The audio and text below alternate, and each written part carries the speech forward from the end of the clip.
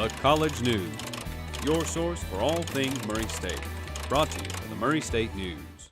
Hello, and welcome to this week's edition of the College News. I'm Nigel Walton. And I'm Megan Reynolds. February 10th and 11th, the Sisters of Alpha Gamma Delta Sorority sponsored a blood drive for the American Red Cross. Students were given two options. They could either do a double red blood cell donation or a whole blood donation.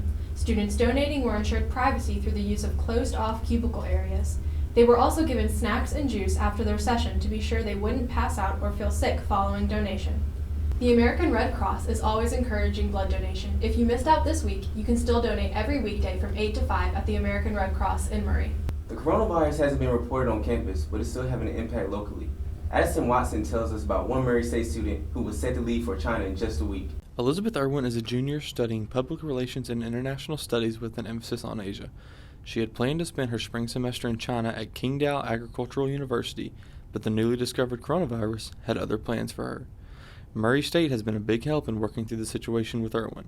All my scholarship questions were answered too, and then the next day I was back in the car, heading back down to Murray, Kentucky, like nothing ever happened.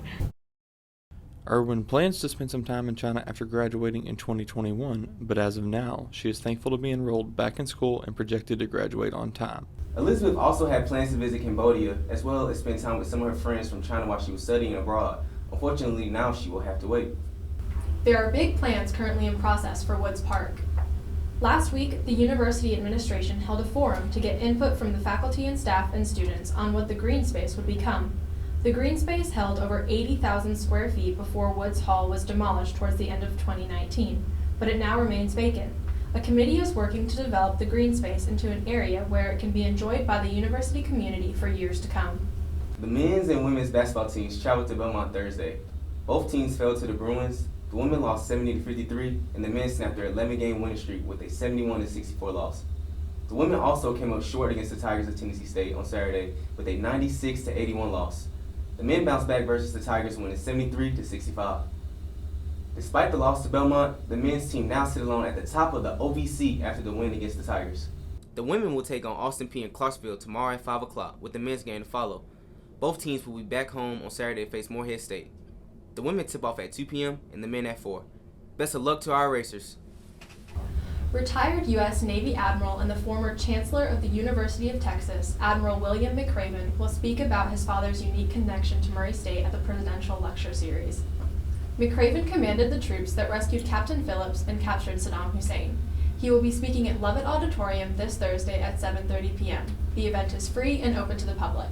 Now that the semester is in full swing, college students are in much closer proximity to each other and to germs, with flu season at its peak.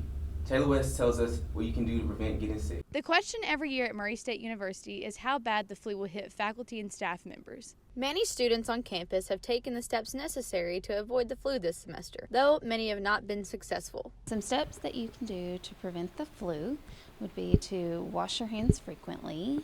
Please stay away from people that you know are sick, and do make sure that if you're treated for the flu, stay in for the next few days until you're no longer running a fever for at least 24 hours. That means school, work, going out with your friends, all of those kinds of things. If you find yourself in need of health services, make sure you know the proper steps to be checked out. So what you will need to do is you can walk into the office here at Murray State. We're open 8 to 1 and 2 to 4, closed from 1 to 2 for lunch.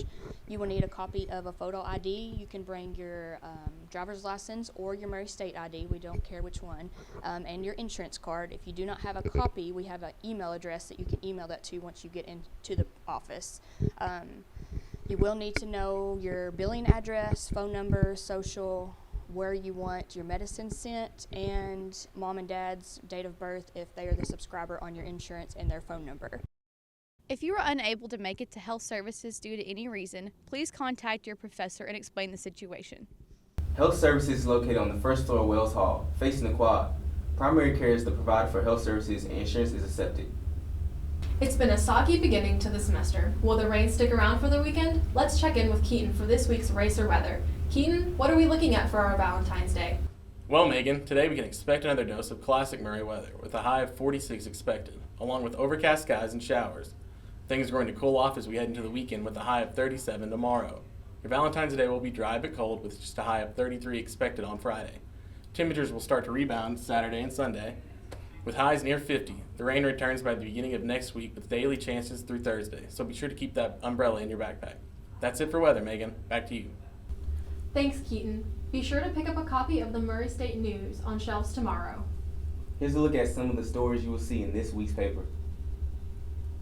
Murray State Police are warning students about sextortion. Find out what it is and how you can protect yourself. Read all about how the Playhouse in the Park Serenade Group will be singing and sweeping people off their feet on Valentine's Day in the features section. And we have a preview of Murray State's baseball season opener coming up this Friday. That's all we have for this week's edition of the College News.